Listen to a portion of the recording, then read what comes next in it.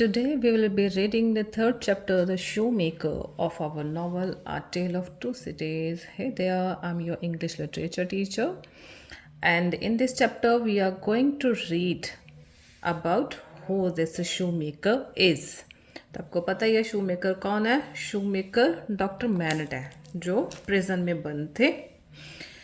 Let's read what is there. Ernest Defarge and old servant of Dr. Manet was taking care of him. Or see that there are two words, Ernest Defarge and old servant of Dr. Manet, but the verb that is written there is a singular verb. That means these two words are referring to one person only. Okay, this is something about grammar.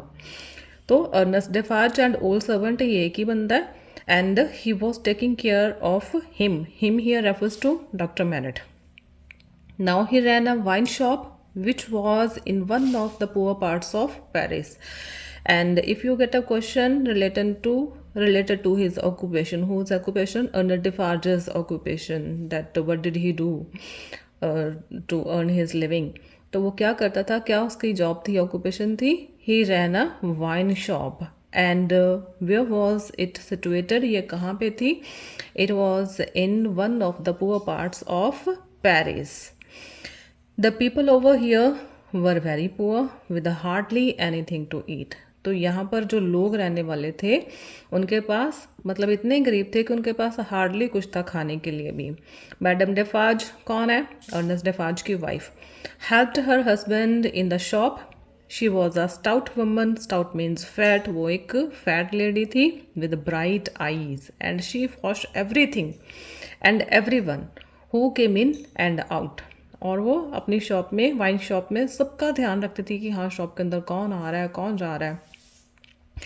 One morning, Mr. Lorry and Miss Lucy arrived at the shop in search of Dr. Manet. तो वहाँ पे कौन आया? Mister lorry आए and उनके साथ miss Lucy. ये दोनों ही आए हैं. क्यों आए हैं? डॉक्टर मैनेट को वापस लेने के लिए. रिकॉल टू लाइफ, आपको मैसेज याद ही होगा.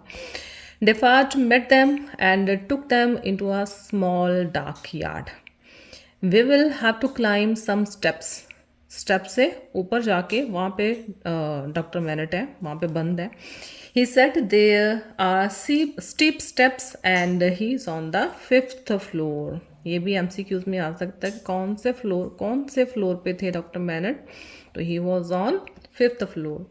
Is he alone? Whispered mister Lorry. तो विस्फर्ड मीन्स स्पोक स्लोली. तो मिस्टर लॉरी ने पूछा है डेफार्ज से कि क्या वो अकेले ही है? God help him, he is always alone. Answer Defarge in the same low tone. जैसे लॉरी ने पूछा उसी टोन में ही डिफार्ज ने आंसर दिया. He is as he was when I first saw him. तो वो आज भी वैसे ही है. कैसे है? जैसे डिफार्ज ने पहले दिन देखा था. आफ्टर दे फाउंड मी, जब जो जेल के अधिकारी थे उन्होंने मुझे ढूंढा. And asked me if I would take him. और उन्होंने मुझे पूछा कि क्या मैं उसको, डॉक्टर मैनेट को लेके जा सकता हूँ. And say nothing to anyone at my own risk. Is he changed much? Asked mister Lorry. He is asking about doctor Manette now. Asking about doctor Manette to Defarge. Changed? Defarge struck the wall. Struck means he bit the wall. Mr. Lorry's spirits grew heavier and heavier. He was afraid of what he might see. और lorry को भी डर लग रहा है कि वो किस सिचुएशन में, किस हालात में डॉक्टर मैनेट को देखने वाला है. They kept climbing and at last arrived at the door. Defarge took a key out of his pocket. तो किसकी पॉकेट में की है? डिफार्ज की पॉकेट में. कौन सी की है? डॉक्टर मैनेट के रूम की. Mister Lorry was surprise. The door is locked. Yes, I have to turn the key, said the innkeeper. Why? Because he had been locked up for a long time. और क्यों उनको lock करके रखा है? क्योंकि वो इतना लंबा टाइम लॉकअप में रहे हैं, प्रिजन में रहे हैं और वहाँ पे वो लॉक्ड ही रहे हैं. He would be frightened and come to I know not what harm if the door was left open. और वहाँ पे कोई भी खतरा हो सकता था अगर उनको लॉक में नहीं रखा. Is it possible? Yes, we are living in a bad time. Such things are possible and done every day. Come, let us go in. Defarge struck the door 2 or 3 times. पहले उसने knock करा है 2-3 दफ़ा in order to make a noise, then he put the key in the lock. फिर Defarge ने lock खोला, the door opened slowly, he spoke to someone in the room who answered in a low voice. और अंदर जाकर डिफार्ज ने पहले किसी से बात करी है and that person answered in a low voice. He then waved to Mr. Lorry and Lucy to come in. Waved मतलब फिर उसने इशारा किया डिफार्ज ने मिस्टर लॉरी और लूसी को अंदर आने के लिए। Lucy stood still. I'm afraid of him, she said. Half carrying her, Mr. Lorry led her into the room. Half carrying her means she is not able to walk properly. ठीक है, वो थोड़ी shock में है. That is why mister Lorry वो उसको अंदर लेके गए हैं। Defarge immediately close and lock the door, और अंदर जाने के बाद फिर डोर को क्लोज और लॉक किया है। The room was very dark and the window had no glass and the wooden shutter kept out a little light that was there. And if they ask you the description of the room where doctor Manette was locked, तो this is the description. ठीक है, room was very dark, the window had no glass and a wooden shutter kept out the little light that was there। और जो थोड़ी बहुत रोशनी आ भी रही थी, इस वुडन शटर ने वो रोशनी ब्लॉक कर दी। It was difficult to see but a man was working there. ठीक है, दिख नहीं रहा कुछ भी, लेकिन फिर भी एक बंदा वहाँ पे काम कर रहा है। And an old man was sitting on a low bench with his back to the door. ठीक है, दरवाजे की तरफ उसकी बैक है, पीठ है।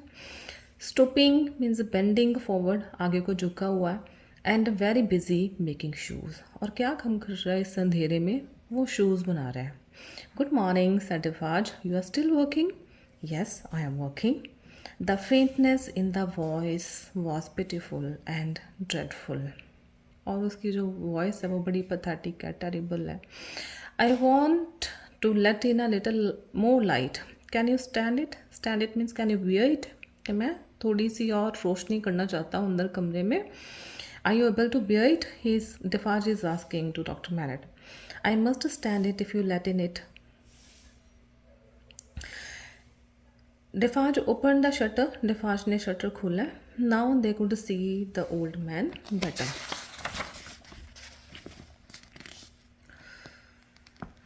His hair was snow white. He had a white beard, hollow cheeks, means empty cheeks है, and bright eyes. This is physical description of Dr. Manet. अगर डॉक्टर मैनेट का वो कैरेक्टर स्केच भी पूछ लेते हैं तो इसमें भी आप ये लाइंस लिख सकते हो। ठीक है, mister Lorry now came over to the old man. तो अभी मिस्टर लॉरी आए हैं आगे उस बूढ़े आदमी के पास। You have company said Defarge, show the gentleman the shoe you are making. तो डिफार्ज बोल रहा है कि अपना शो दिखाइए जो आप बना रहे थे। Mister Lorry come to the shoe, mister Lorry took the shoe in his hand. Tell the gentleman what kind of shoe it is. It is a ladies shoe, a young ladies walking shoe. और ये young lady कौन है? Little Lucy. ठीक है, जब Lucy छोटी थी, बच्ची थी। I made it from a pattern and the shoe makers name. ठीक है, शू मेकर्स नेम पूछ के डिफार्ज ने एक ट्रिकी वे से उसका नाम पूछने की कोशिश करी है। And then the old man says my name 105 North Tower. तो उसको अपना नाम याद नहीं है और नाम की जगह पे वो सेल नंबर बता रहे हैं। ठीक है, जहाँ पे उनको रखा गया 105 North Tower. The old man bent down, he went back to work. ठीक है, वो दोबारा अपना काम करना लग गए हैं। You are not a shoemaker by trade said mister Lorry. No said the old man, I learned it here. Doctor Manette, do you remember nothing of me? Mr. Lorry placed his hand on Defarge's arm. Don't you remember an old servant?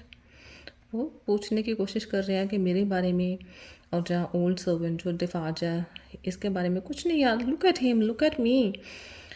Don't an old banker and an old servant come to your mind? The shoe dropped to the ground. For a minute, the old man's eyes lighted up. ठीक है, ऐसे लगा शायद कुछ याद आया, थोड़ी सी रोशनी आई, चमक आई आंखों में। A gleam means spark of intelligence, मतलब ऐसे लगा कि जैसे हाँ शायद कुछ समझ पाए हैं. It appeared in his eyes. Then the eyes grew dull again and the head dropped forward. और फिर वो चमक वो ख़त्म हो गई, आइज़ अगेन डल हो गई और दोबारा वो अपना काम करने के लिए उन्होंने अपना सर झुका लिया. Lucy quietly came over to her father. अभी लूसी आगे आई है and stood beside him. Beside means near him, और डॉक्टर मैरिट के पास खड़ी हो गई है. He did not see her, लेकिन उसने ध्यान ही नहीं दिया. He was bent over his work. When he had to change his work tool, he caught sight of her dress and looking up saw her face. और जब उन्होंने अपना tool जिससे वो बना रहे हैं शूज़ वो चेंज करने थे, ठीक है, टूल चेंज करना था, तब थोड़ा सा ध्यान गया लूसी की ड्रेस की तरफ. And then he looked up. The old man's lips were moving. Lucy bent over him. Who are you? He whispered. लेकिन डॉक्टर मैरन को कोई पहचान नहीं आई. Are you the jailer's daughter? और वो पूछ रहे हैं कि क्या आप जेलर की बेटी हो. Lucy sat down beside him and laid her hand upon his arm. He put down his tools and sat looking at her. और फिर उन्होंने अपने जो टूल्स हैं वो नीचे रखे हैं और उसकी तरफ वो देखने लगे हैं. He then took from his neck a string with a folded rag tied to it. तो फिर उन्होंने अपनी नेक से जो एक स्ट्रिंग थी और एक छोटा सा पीस ऑफ क्लोथ था, रैग था इससे बंधा हुआ, वो निकाला है. ही ओपन दिस केयरफुली, खोला है उसको, and held up a few golden hairs, और अपने हाथ में कुछ गोल्डन हेयर्स पकड़े हैं. Then he took one of Lucy's curls in his hand, और जो लूसी जो प्रेजेंट लूसी है वहाँ पे उसके जो कर्ल्स हैं उनको अपने हाथ में लिया है. It is the same he said, but it can't be, it was so long ago. और उनको अभी भी नहीं पता चल रहा कि वो उनकी बेटी है. ही thought Lucy was her mother. ठीक है, लूसी रिजेंबल करती थी अपनी मदर से, शक्ल मिलती थी, तो इसलिए वो पूछ रहे हैं. He is thinking that maybe Lucy was her mother. Lucy looked so much like her mother. No, no, you are too young. लेकिन फिर वो सोच रहे हैं कि अगर लूसी की मदर है तो फिर इतनी यंग तो नहीं हो सकती.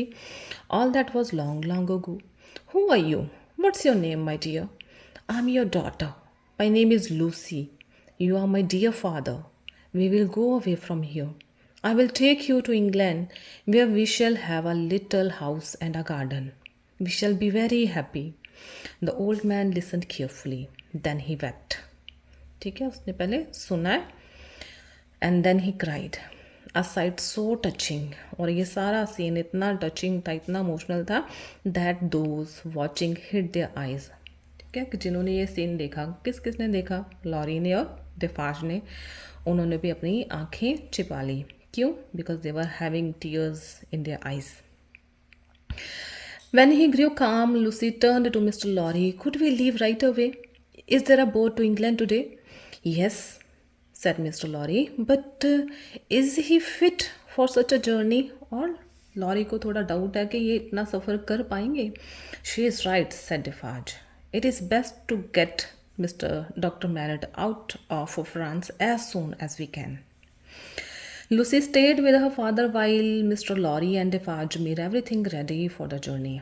ठीक है, वो अपने पिता के पास रुकी है, इन दोनों ने जर्नी की तैयारी करी है.